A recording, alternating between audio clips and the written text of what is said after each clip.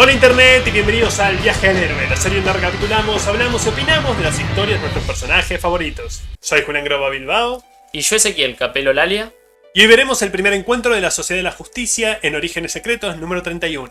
A diferencia de otros ejemplares de esta serie, esta solo tiene una historia. Pero aún así tiene las usuales 40 páginas, así que prepárense para un capítulo cargadito. En varios de los orígenes de los personajes de los 40 que cubrimos, no pudimos encontrar información sobre el detrás de escena de su creación. Afortunadamente no es el caso con el primer equipo de superhéroes de la historia, aunque es una razón bastante simple. Cuando el género de superhéroes se volvió el más popular en cómics, se dieron cuenta que pueden hacer más dinero dándole varias series a un mismo personaje. Fue como Batman consiguió las series Batman y Detective Comics, lo mismo que Superman con su serie y Action Comics, y Wonder Woman con su serie y Sensational Comics. Pero había otros que Editorial sentía que no tenían popularidad suficiente como para justificar tener su propio título. Así que hicieron All Star Comics, una serie de antología presentando una historia de cada uno de estos personajes. Mientras trabajaban en el número 3, los escritores se dieron cuenta, hey, si vamos a ponerlos a todos en una misma historieta, ¿por qué no los hacemos interactuar entre sí? Y así el equipo fue creado, de cual este número, a diferencia de otros que estuvimos viendo de esta serie, no es un remake. Verán, en esa primera historieta, la Sociedad de la Justicia era simplemente un marco narrativo para contar las historias individuales que conformaban el libro de antología. Piensen en los primeros capítulos de La Casita del Árbol del Horror de Los Simpson. Así que sí, en la primera aparición de la Sociedad de la Justicia no pelean contra nadie, simplemente se sientan en una mesa y comparten historias entre sí. Y gracias a eso existen todos los equipos de superhéroes de la historia. Pero aunque era la primera vez históricamente que se cruzaban, en la narrativa los personajes ya se conocían entre sí. La historia de su primer encuentro se contó en 1977, 37 años después de que el equipo hiciera su debut, de cual esta historia es su remake. Y esta historia empieza con una portada como toda portada de grupo de superhéroes tiene que ser. Todos posando hacia la cámara de una manera muy épica, a excepción del pobre Átomo que se quedó corto y tuvo que pegar un salto. Justamente hablando de Átomo, hay un pequeño error de color, teniendo en cuenta que el traje que vimos y que va a ver a lo largo de toda la historia tiene el pecho descubierto. En este caso está pintado como el amarillo del resto del traje. Escrito por Roy Thomas, dibujado por Michael Bair, tinta de Bob Downs, colores de Carl Gafford y letra de Jim Simek, el cómic empieza con una carátula que repite otra vez la pose de los personajes, solo que esta vez caminando sobre el planeta Tierra y el espectro se presenta bastante más misterioso. En la siguiente página tenemos un resumen del clima político mundial en noviembre de 1940. La muerte del primer ministro de Gran Bretaña, Neville Chamberlain, 6 meses después de cederle su puesto a Winston Churchill. La guerra relámpago nazi que empezó a expandirse por Europa hasta llegar al canal inglés. Mientras, en Asia, Japón entra en guerra con China y en Estados Unidos, Franklin Roosevelt es reelegido para la presidencia. Como veremos en All Star Squadron, a Roy Thomas le encanta todo el aspecto histórico de la época y mezclarlo con la historia ficticia de los personajes de DC Comics. Al parecer, a Michael Bair no tanto. Es un detalle menor, pero las fronteras de los países que el mapa superior muestra es uno más moderno, no coordina con la Europa de 1940. La narración continúa sobre Thomas de Washington, contando cómo Roosevelt ganó las elecciones prometiendo que Estados Unidos nos involucraría en la guerra y entramos a la Casa Blanca, donde un tal señor Smitey le trae un mensaje al presidente de William Intérpido Stephenson, un espía real que estableció contacto en América y dirigió la coordinación de seguridad británica en Nueva York en estos años. Algunos dicen que fue la inspiración de Ian Fleming para la creación de James Bond, pero Fleming nunca lo ha dicho. El mensaje pide asistencia para lidiar con la operación León Marino, un plan nazi real para invadir Gran Bretaña que fue preparado por 2 años para luego ser constantemente pospuesto y últimamente descartado. Acá Roy Thomas usa a nuestros hombres misteriosos para explicar la cancelación del plan. Roosevelt no puede interferir o correr riesgo de ser impugnado por el Congreso dadas sus promesas de campaña, pero si en lugar de enviar soldados, un par de conocidos buenos samaritanos con superpoderes sin ninguna afiliación deciden intervenir, nadie puede usarlo en su contra. Así que le pasa el archivo de los hombres misteriosos conocidos que estuvimos viendo en este canal, exceptuando uno del cual hablaremos en un momento. Vamos a Kingston City con Flash, Jay Garrick, que después de tener un robo a un banco, un asesinato, un asalto y ayudar a bajar a un gato de un árbol, recibe un mensaje diciéndole que se dirija a Gotham City, donde conoce a Linterna Verde, Alan Scott. Es tan refrescante que dos héroes se encuentren y no procedan inmediatamente a darse golpes o ser desconfiados y antagonistas entre sí. De hecho, comparten su admiración y respeto el uno por el otro y cuentan cómo se inspiraron entre sí, comenzando la eterna amistad entre Flash y Linternas Verdes que atravesará las generaciones. La primera reunión entre hombres misteriosos es vuelta corta por el señor Smitey, que les entrega un resumen de la operación nazi que deben desbaratar y su ubicación en Escocia, cerca de Glasgow. Alan le da una carta al comisionario Davis para entregarle a Irving Miller en caso de que la misión fracase y los dos héroes se retiran. La última tira de esta página tiene un error de planteo que tiene que ver más que nada con la posición del globo de diálogo que le corresponde a Alan Scott. Este texto tapa media cara del personaje del panel siguiente, haciendo que se le vea medio ojo, lo cual estéticamente no queda placentero y hace saltar esto meramente como un error. Jay se aferra al hombro de Alan todo el camino hasta el ficcional castillo McMurdy, donde los alemanes levantaron base y una luz desde los bosques les informa a los héroes que los ingleses interfirieron en las comunicaciones, dándoles vía libre para actuar. Linterna Verde revienta la entrada con la construcción de un carnero y se enfrenta a los hombres del mayor Stryker, el líder de esta base, que de hecho es un villano de Wonder Woman, con motif nazi por supuesto, llamado Red Panzer, aunque cronológicamente todavía no en esta historia. En una nota del cómic en sí, el diálogo de los nazis está entre corchetes. Esto es utilizado para indicar que, aunque el lector pueda entender perfectamente lo que dicen, dentro de la narrativa el personaje está diciendo esto en otro idioma, en este caso alemán. Lo raro acá es que a pesar de los corchetes, algunas de las palabras siguen en alemán. Palabras que tranquilamente tienen traducción. Linterna Verde y Flash fácilmente noquean a los soldados rasos, pero realmente el mayor solo necesitaba tiempo para dar un par de pasos y tocar un botón que activa un robot literalmente llamado la máquina asesina. Amo los cómics viejos. Por supuesto que en el universo de DC la operación Lobo Marino incluiría un robot gigante verde nazi. El robot detona el piso de un golpe arrojando a Linterna Verde a sus pies, donde inmediatamente lo martillea contra el suelo hasta que cae inconsciente. Flash corre directamente hacia él por lo que cree que es un punto ciego, confiado de que su tamaño implica que no es tan rápido, pero prueba estar equivocado cuando la máquina lo deja inconsciente de un golpe reaccionario. Y nunca más volvemos a ver al robot de nuevo. No vemos ni a los héroes destruirlo, ni a los nazis volviéndolo a usar. La próxima vez que lo vamos a ver va a ser en el 2009, 30 años después de este que cómic saliera, y está en una vitrina como trofeo. Así que supongo que en algún punto la sociedad volvió para confiscarlo. La derrota de los dos héroes es observada por el Dr. Fate desde su torre en Salem. Para saber más del Dr. Fate, cubrimos una miniserie en este canal que les dará la historia de fondo. Un detalle de la aparición del Dr. Fate es que cuando está usando su magia se ven siluetas o personajes mágicos que parecen estar desnudos que realmente no sabemos a qué hacen referencia, pero sí le dan un estilo muy cool a esa magia. Percatándose de una amenaza grande, el hechicero comienza su propio reclutamiento de hombres misteriosos, comenzando con Hourman, el único personaje que todavía no cubrimos en este canal, porque no encontramos una historia de origen que no spoilee cómics que vamos a ver en el futuro. Así que, de manera rapidita, su nombre real es Rex Tyler, un bioquímico que descubrió una droga que le provee superfuerza y velocidad aumentada por 1 hora, de ahí el nombre. ¿Que es algo raro que el personaje haga alusión a su debilidad en el nombre? Puede ser, pero no es que el tipo iba por ahí gritando que iba a solo poder pelear por un tiempo determinado. Para lo que el público general se refería, todos creían que su nombre era un juego de la expresión el hombre de la hora. Vamos a Berlín, donde Hitler escupe su basura de raza superior y diciendo que lograrán su objetivo ahora que ha obtenido la lanza del destino. La lanza del destino es mencionada en el Evangelio de Juan. Se dice que es la lanza con la que un soldado romano atravesó el cuerpo de Jesús cuando éste estaba en la cruz. El artefacto aparece en arte y literatura desde tiempos inmemorables. Y aunque lo veremos con más claridad cuando veamos al Star Squadron, esta es la herramienta que DC usará para explicar por qué Linterna Verde o alguno de los otros héroes superpoderosos no simplemente agarra a Hitler y lo arrastra hasta las Naciones Unidas para jugarlo contra crímenes contra la humanidad. Hitler se dispone a ejecutar a Linterna Verde y Flash con la lanza que atravesó a Jesús, cómics, pero Dr. Fate interrumpe librando a los héroes y cegando al dictador, mientras Jay y Alan se intentan despabilar de las drogas que utilizaron para mantenerlos dóciles. A lo largo de estas páginas hay ciertos problemas con los detalles en algunos lugares. Por ejemplo, tenemos el caso de Linterna Verde y Flash colgando de vaya a saber qué. No sabemos si son plataformas, si están atados o si es una especie de fuerza electromagnética de la lanza del destino.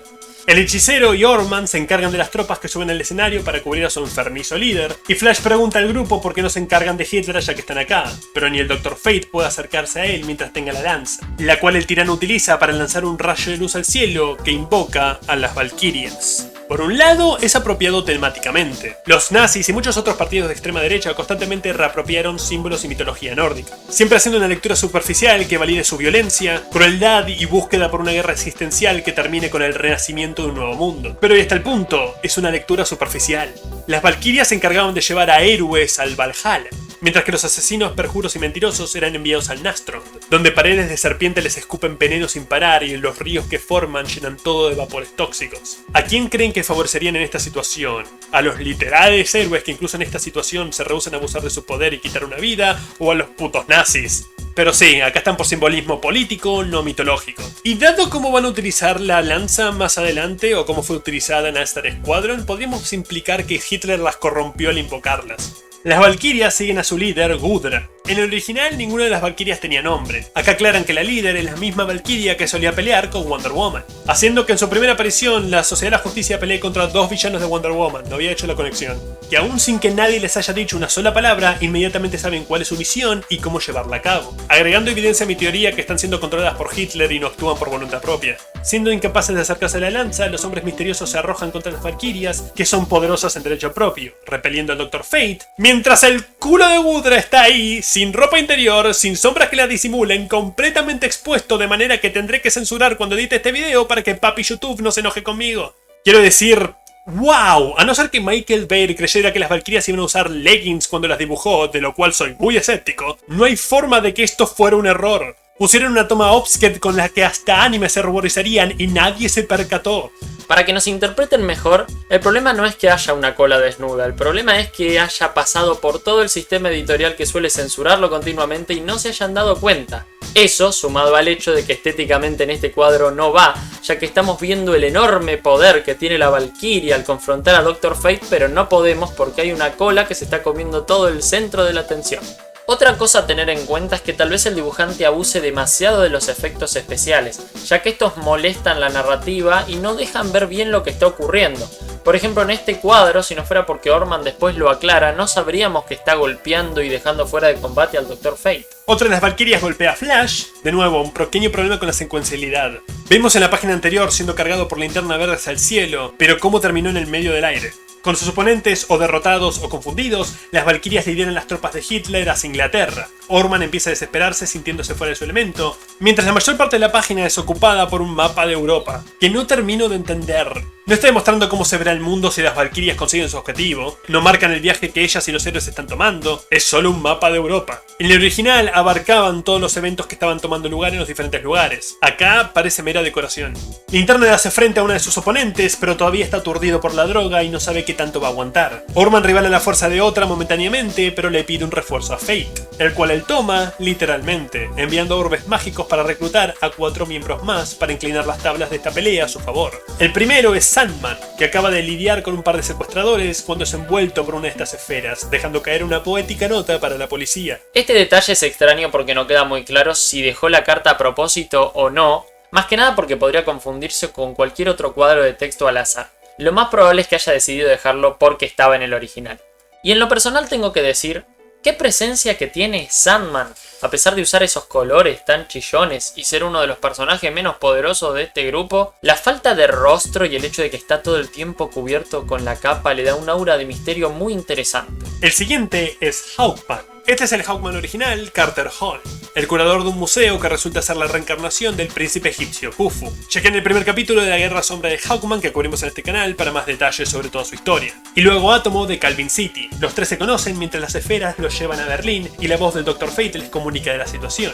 A Al le llama la atención de que 4 esferas vayan a buscar aliados, pero solo hay 3 de ellos. A pesar de que la voz de Fate que recapituló estos eventos nunca mencionó que había 4 orbes. Y cortamos al cuarto y último miembro viéndolo todo como una sombra en la luna. Vamos a Inglaterra, a los acantilados blancos de Dover, donde los nazis llevan a cabo su asalto en un intento de ganar posición. De una de las explosiones de la batalla, los 3 nuevos participantes emergen. Sandman peleando mano a mano contra la primera línea para no correr riesgo de dejar inconsciente a los soldados británicos o a sus nuevos compañeros con su pistola de gas. Al aparecer, Sandman llama Tommy a uno de los soldados. Este es un término muy común que se refiere a los soldados británicos. Hawkman se carga de los aviones y Átomo de los soldados en la playa. Aunque la primera oleada es derrotada, empiezan a preocuparse cuando la flota se acerca peligrosamente a su posición. Pero mientras Al Pratt se prepara para caer en lucha, el último miembro del equipo hace aparición, el Espectro. Ya vimos la historia de Jim Corrigan cuando cubrimos la ira del Espectro. Y como dijimos en ese video, en sus comienzos el personaje no era el vengador espectral que se volverá más adelante.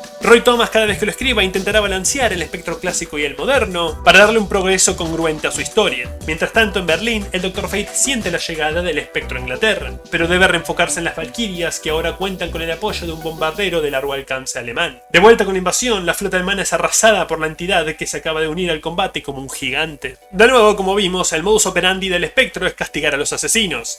Y los comandantes alemanes mataron a muchos. Esto igual claramente deja algo incómodos al resto del equipo, por cómo reaccionan no solo ante la ejecución, sino ante el Espectro en sí. El equipo de Berlín le perdió la pista a las Valquirias. Al parecer estas se desvanecieron para reagruparse y recargar energías, así que ellos mismos se reagrupan con el equipo de Inglaterra para finalmente traer a toda la Sociedad de la Justicia juntos por primera vez. Se introducen, se ponen al tanto de lo que sucede en ambos frentes y los dos seres más poderosos entre ellos estrechan manos. Como una seña de que a pesar de que el espectro sirve a su propia misión, acepta aportar su ayuda. Jim Corrigan solo lleva un año como el espectro, y eso es lo que Roy Thomas usará para explicar la transformación de esta versión, que aunque dispuesto a matar a un relativamente heroica en el sentido tradicional, al Harry el sucio supernatural que se volverá más adelante. Por la reciente adquisición de su rol, el espectro todavía es cercano al humano. Cuanto más se aleja de la fecha de su muerte, más olvida cómo se sentía, cómo era caminar y respirar entre las personas, y junto con los recuerdos de esas experiencias, su humanidad también se irá deteriorando. Liderados por aquellos que pueden volar, el equipo encuentra el bombardero escoltado por las Valquirias y una vez más se lanzan a la batalla en la tormenta. Durante el combate, las nubes se separan mostrando que están sobre Washington DC. Ok, la locación de todas estas escenas es algo raro, porque fueron de Escocia a Berlín a Inglaterra a Estados Unidos. La mayoría de ellas tuvieron que aclarar que es por la magia de la danza del destino. Otras dicen que porque las Valquirias, dado su rol, tienen poderes de distorsión del espacio-tiempo, pero nunca dieron especificaciones de cómo funcionan o especificaciones de cuándo las usan, haciendo la ubicación y por lo tanto el flujo de la acción difícil de seguir. Tener al enemigo que hasta ahora no han podido frenar sobre la capital los llena de terror y desesperanza, pero un discurso del Dr. Fate acompañado de imágenes creadas por su magia los inspira para seguir adelante. Como estuvimos viendo a lo largo de las historias de Orígenes Secretos que Roy Thomas escribe, no solo cuenta historias ambientadas en los 40, sino que intenta mantener el tono y estilo que las historietas de los 40 solían tener, ser consistentes en lugar de reescribir la cronología. Por lo tanto, dado los hechos de cuando el cómic toma lugar y de cuando fue escrito, el patriotismo va a estar metido de alguna manera. En 1940 no se hablaba de los horrores de la guerra. Muchos de estos personajes fueron esencialmente usados como propaganda. A Star Squadron va a luchar un poco con intentar mantener el balance de la mentalidad y estilo de cómics de los 40, con el hecho de saber que no todo era blanco y negro, y que el país no es la mejor cosa del mundo que los cómics de la época solían mostrar. La inspiración llena de voluntad a Linterna Verde y la usa para destruir el bombardero de un solo disparo. Desafortunadamente, semejante gasto de energía lo deja vacío y él, junto con todos los héroes que no podían volar que él sostenía, se desploma hacia el suelo. Aunque el diálogo interno de Alan da a entender que pierde el conocimiento debido a las bombas que tenía el avión, que él sospechaba estaban adentro antes de dispararles. Lo cual nos hace pensar que Alan fue bastante temerario al dispararle al avión.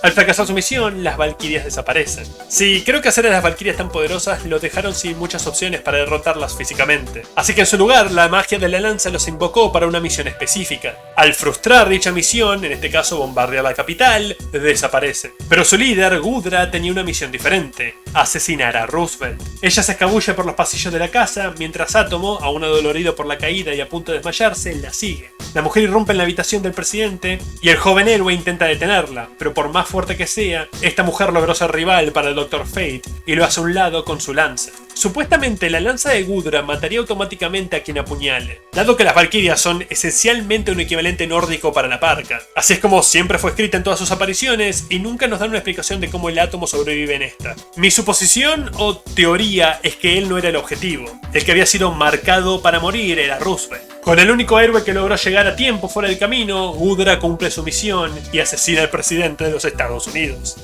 Sí, la villana logró su objetivo.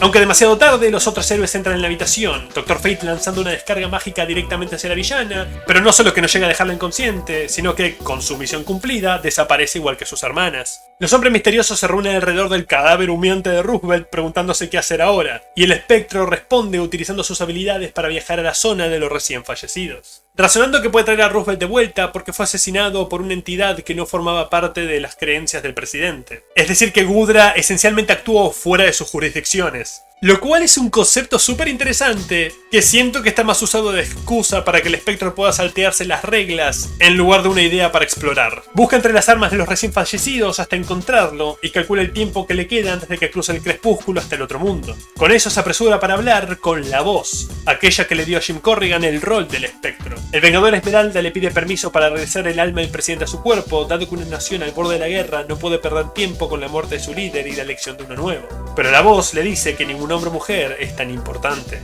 El espectro le intenta oponérsele, pero obviamente su poder no es superior a la entidad que se los dio. Y entonces el último rastro de humanidad de Jim Corrigan derrama una lágrima por el futuro. Algo que impresiona a la voz. Y le muestra la vida que tendrá el presidente si lo trae de vuelta. Incluso advirtiéndole que el hombre morirá permanentemente antes de su momento de mayor triunfo. Y una vez que la Segunda Guerra Mundial termine, seguirá sin haber paz. No sé si es referente a la Guerra Fría, las constantes guerras que le siguieron, o el hecho de que siempre habrá algo así sucediendo en el mundo. Algo para remarcar a lo largo de estas páginas es que el texto tiene tanto peso que pasa a ser un personaje más. Especialmente si tenemos en cuenta esta splash page, en donde hay tanto texto que pareciera estar más trabajada desde el dibujo de lo que realmente está. La voz le pregunta si está de acuerdo en regresar el alma a la Tierra a pesar de este futuro, y el espectro acepta de todas formas. No es la primera vez que el espectro viola las reglas de la vida y la muerte, y no será la última, pero usualmente tiene consecuencias negativas para el revivido. Mientras que acá, la historia sigue su curso.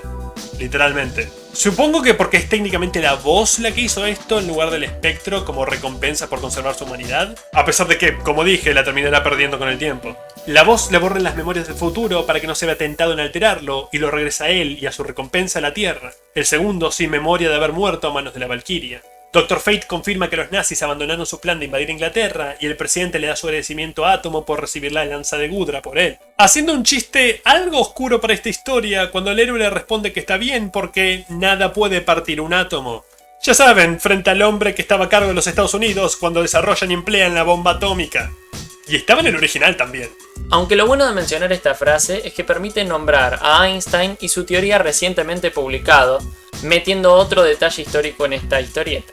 El presidente sugiere que el equipo permanezca junto. Los hombres misteriosos más terrenales como Aorman o Sandman dudan, dado que no están acostumbrados a trabajar con alguien más, mientras que los más fantásticos están abiertos a la idea. Pero no como un batallón, no son un ejército ni soldados, sino un grupo independiente, unidos por la causa común de buscar justicia. Y con eso se bautizan y fundan el primer grupo de superhéroes de la historia. Haciendo otra interpretación de la portada en la cual todo el grupo mira a cámara poniendo una pose épica. Ok, ¿recuerdan lo que estuvimos diciendo a lo largo del canal? Como originalmente DC tenía dos tierras. Tierra 1 con la Liga de la Justicia y las versiones modernas de los personajes, es decir, Hal Jordan, Barry Allen, Ray Palmer. Y Tierra 2 con la Sociedad de la Justicia, que tiene las versiones originales de estos personajes. Alan Scott, Jay Garrick, Al Pratt. Estas dos tierras también tenían sus respectivas versiones de Batman, Superman y Wonder Woman. Igual que con los demás personajes, las versiones originales estaban en Tierra 2 y las más modernas en Tierra 1. ¿Vamos bien? En 1986, después del evento Crisis en Tierras Infinitas, quisieron simplificar la cosa y todo ese aspecto del multiverso y las tierras paralelas fue eliminado, dejando solo una tierra. El aspecto de la Sociedad de la Justicia siendo héroes que pelearon durante la Segunda Guerra Mundial y la Liga de la Justicia siendo héroes modernos se mantuvo. Pero quedó el problema de qué hacer con Batman, Superman y Wonder Woman, porque no podían estar en dos tiempos simultáneamente. Así que decidieron removerlos de la sociedad, recontar una nueva versión de sus orígenes, que fueron los que vimos cuando comenzamos este canal, y hacerlos aparecer cronológicamente en la modernidad. ¿Me siguen?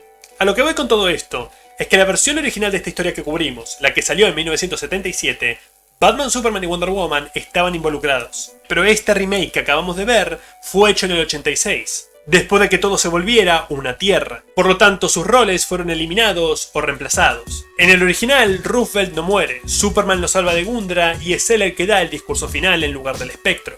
Así es como esencialmente DC trataba las historias que tomaban lugar cronológicamente antes del 86. Los eventos sucedieron, simplemente que los personajes involucrados no eran los mismos. Como si la realidad intentara ajustarse a la ausencia de estos personajes. Pero, de nuevo, como vamos a ver, no todo se pudo hacer de manera tan limpia. Con todo esto, terminamos el cómic. Respecto al trabajo de Michael Bayer, el dibujo es bastante extraño, teniendo en cuenta que tiene varios errores de construcción. Pero por otro lado tengo que rescatar que hacer 40 páginas de una historia no es nada sencillo, y a pesar de los problemas que mencionamos anteriormente con los escenarios y los detalles, el trabajo no deja de ser mucho. Es decir, se abusó de efectos especiales, pero eso no significó dibujar menos. Igual que la mayoría de los remakes de Orígenes Secretos, los problemas son generalmente acarreados por fidelidad a la historia original. Los personajes más humanos como Sandman o Hourman no tienen mucho rol. Están acá porque tienen que estar porque eran miembros de la Sociedad de Justicia original. A excepción de Átomo al final tomando un golpe para que Gudra no cumpla su objetivo. Las interacciones entre los personajes son interesantes aunque sin mucho conflicto, más allá de la incomodidad ante el modo de actuar del Espectro. Pero como dije, es algo que me resulta refrescante. Incluso el Dr. Fate y el ya mencionado Espectro, los más inhumanos entre los personajes, se muestran camaradería y respeto. Las Valquirias como oponentes son formidables, se sienten como una bala que fue disparada. No pueden ser detenidas o desviadas hasta que choquen con algo, ya sea su objetivo como Gudra o una pared como el resto de las hermanas. Y la retórica en su diálogo refleja esto. Pero ya hablamos más que suficiente de este número. Así que pasemos del equipo más viejo de superhéroes de la historia a uno mucho más joven. Cuando regresemos con los New Teen Titans de Mark Wolfman y George Pérez con el número 16, Starfire desencadenada. Cuando daremos nuestro siguiente paso en el viaje del héroe. Hasta entonces. ¡Hey! Si te quedaste hasta el final, probablemente te haya gustado nuestro contenido o realmente lo odiaste. En cualquier caso, por favor considera suscribirte o al menos darle un me gusta. Esos 2 clics ayudan más de lo que pueden imaginar. Si les gustó la historia, por favor consideren comprarla y apoyar el noveno arte que nos dio tantos maravillosos personajes. A su izquierda hay una lista de reproducción con más capítulos de este personaje y a su derecha de uno diferente. Por favor consideren entrar en esa madriguera con nosotros y vuélvanse expertos en las historias que amamos. Hasta la próxima.